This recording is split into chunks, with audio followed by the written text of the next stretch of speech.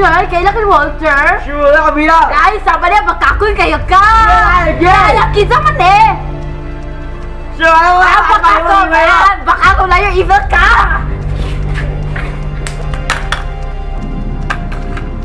Unsa man eh! Ayat dili, Diyos! Baka kun ka! May tamo bayad kasi mo mga sala! Che!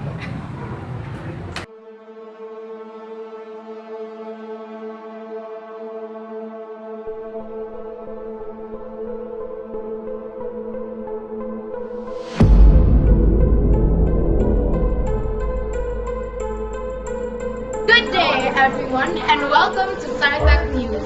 New discoveries on how to write a review of related literature has been established. A scientist, Dr. Walter, has established factors on how to write it.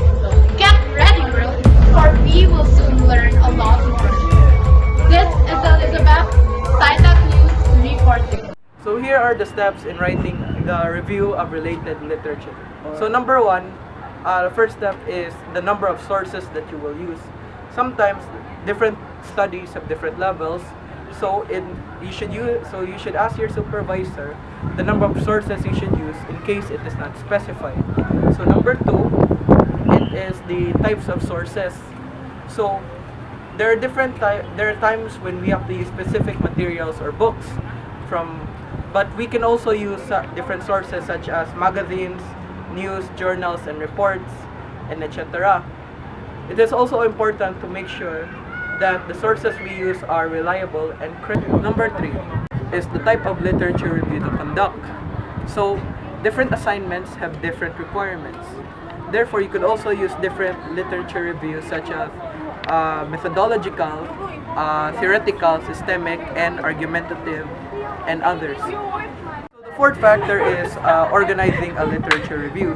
Note that while some require you to write continuous prose, you may also be required to write background information and subheadings in order to be able to proceed with your own review.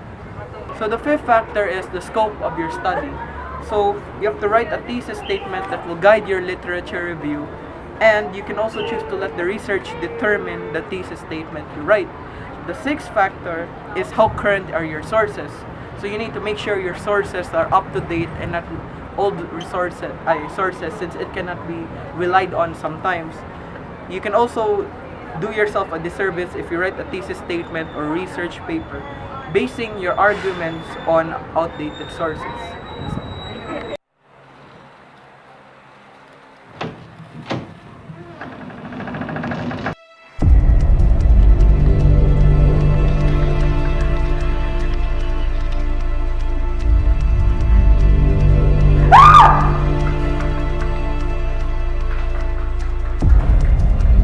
For the world-breaking news, Dr. has been found dead inside his room 2:48 a.m. of today. Stab wounds have been found on his body. The killer is still unknown. The recent discovery and the factors have also been found missing. As of now, police are still investigating. This is Elizabeth for the world-breaking news reporting.